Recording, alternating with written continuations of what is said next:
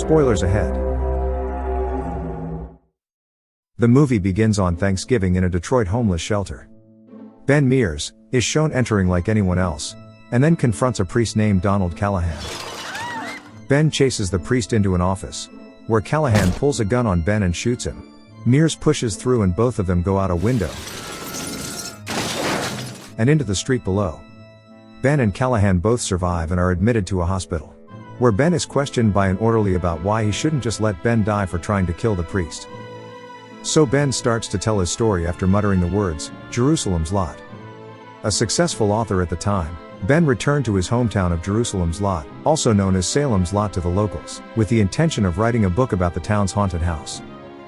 Ben had intended to rent the home in order to find solace for himself, and gather ideas for his novel, but he learns that Larry Crockett had sold it to antiques dealers Richard Straker and Kurt Barlow. Though only Straker has been met by anyone in town, Barlow is yet to arrive. He meets waitress Susan Norton, and claims that when he was a child he took a dare to visit the haunted house with his friends, home of Prohibition gangster Hubie Marston. According to local lore, Marston killed young children in the house. Ben heard Marston pleading for his life, before what appeared to be a suicide. Ben thinks he heard Marston's final victim pleading for help in the bathtub, but he was too terrified to go assist. His aunt eventually found him in the house frozen in fear. Despite its idyllic exterior, Salem's Lot is filled with sinister secrets. Dishonest businessman Crockett molested his daughter Ruth. He also fired a crippled garbage collector Dud Rogers after Ruth showed him kindness.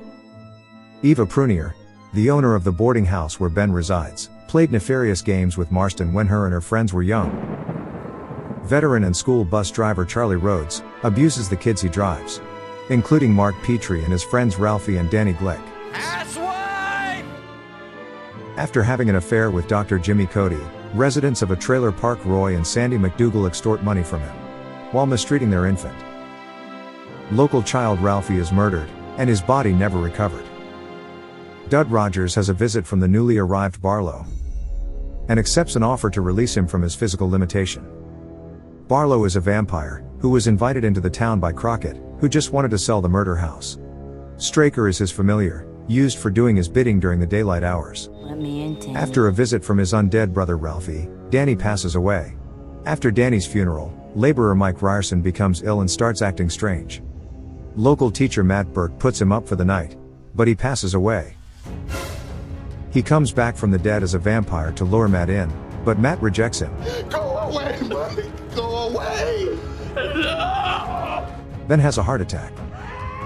Susan's ex-boyfriend Floyd Tibbetts is envious of Ben and Susan's developing connection. Dud shows up and bites Floyd, who then turns into a vampire. After getting into a brawl, Floyd and Ben spend the night in jail, and Floyd utilizes his vampire abilities to sneak down the ventilation pipe to taunt Ben, but Ben won't invite him in. Invite me in, Mears. The next morning Floyd is discovered dead in his own cell, having attempted to drink his own blood. Sheriff Parkins Gillespie and the rest of the townspeople begin to realize what is happening. Mrs. Glick is killed by Ralphie, and Mears takes Dr. Cody to see her body, to prove to him what's going on.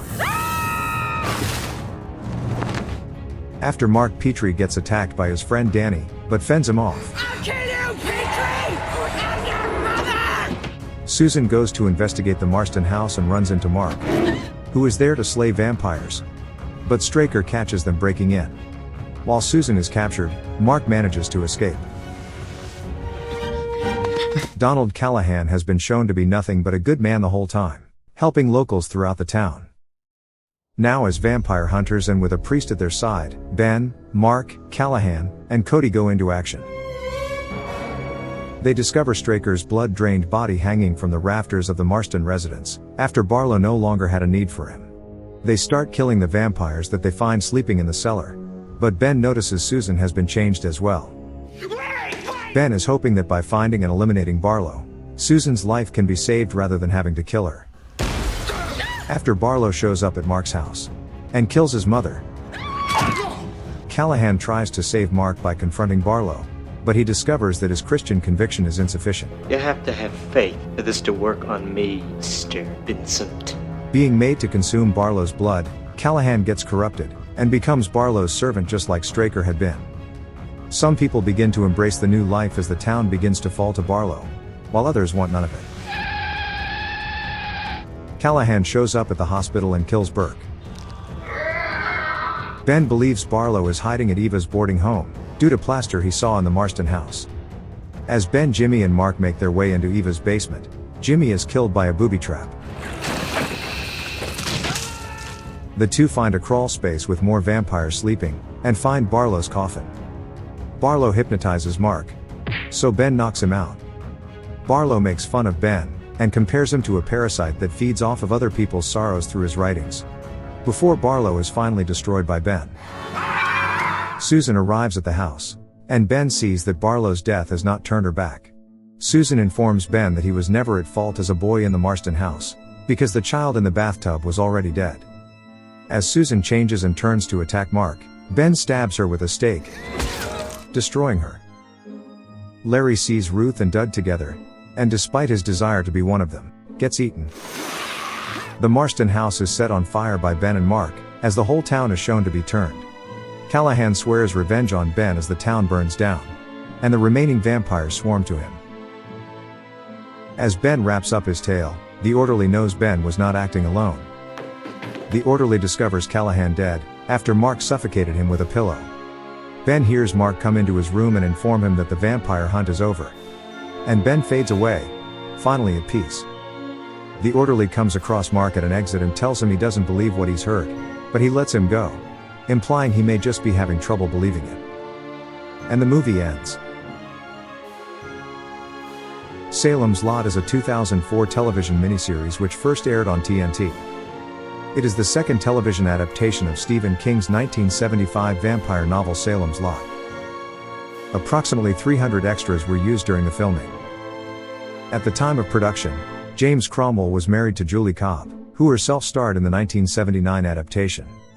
Unlike in the miniseries, Father Callahan survives the book, and appeared in Stephen King's series The Dark Tower. Thank you for watching. Subscribe for more.